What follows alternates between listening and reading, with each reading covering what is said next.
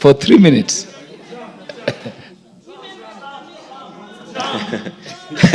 Thank you very much, Honorable Speaker.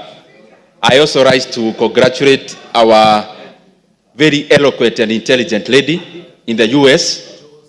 And Honorable Speaker, this goes to show that the human capital in Kenya is actually the best in the world. When you travel even outside of Kenya, in any region of the world, you are likely to get the best professionals, being the people of Kenya. And not just in politics, Honorable Speaker. If you go, for example, across Africa, everywhere we have had resets of economies, even Rwanda. Currently, if you go to Ethiopia, they are setting up their financial market. You find that it is the Kenyan people who are doing that. But, Honorable Speaker, even on that, I also want to take this opportunity to congratulate the President-elect, the 45th and 47th President of the United States of America, Donald Trump.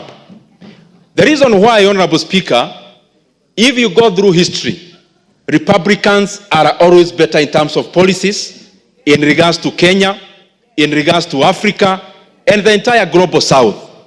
Because, Honorable Speaker, what the global South economies we need, like Kenya, is not tokenism. What we want is a thriving economy of the world.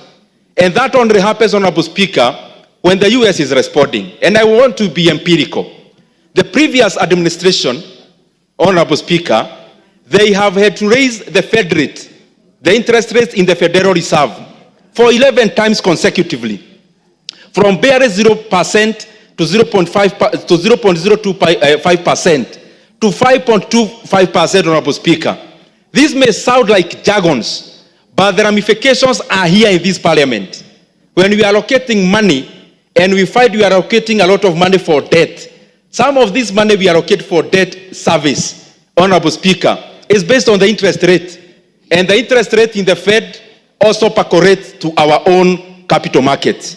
It is usually said, Honorable Speaker, that when the economy of the world sneezes or coughs, the other economies catch cold.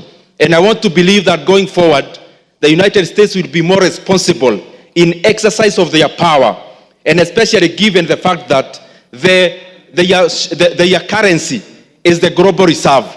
And, Honorable Speaker, the same reason we saw yesterday, after the win, we saw the markets across the world responding.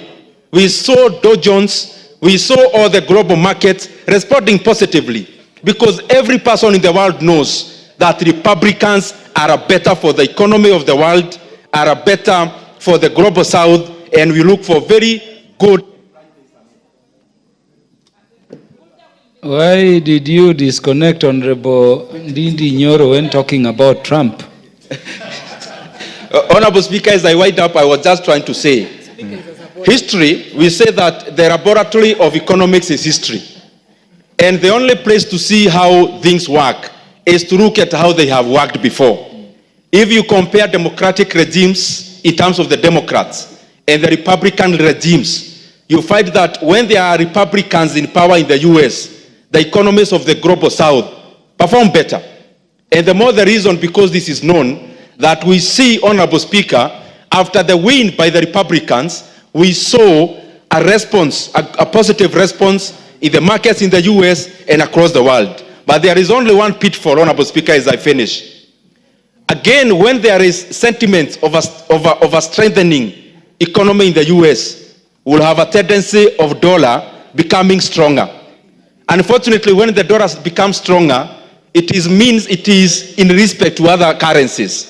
But I want to report to this House, even looking at the tendency of our Kenya shillings against the greenback from yesterday, it shows the Kenyan fundamentals have been grounded, and the more the reason we have seen, even when the dollar is strengthening, our shilling is also strengthening. And lastly, we also hope the United States will also not bring about a lot of economic wars, and especially with China. We do not expect to see the kind of tariff wars, because they also affect our economies. So we expect that going forward, we'll see sunshine, where the same US economy have poured cold water in the economies. We foresee, Honorable Speaker, that going forward, we will have warmth in the economies like Kenya, and we will see progress across all the economies of the world. I thank you, Mr. Speaker. Thank you, Chair, Budget Appropriations Committee.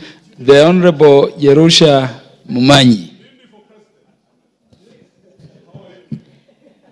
Thank you, Honorable Speaker, for giving me this opportunity, Honorable Speaker.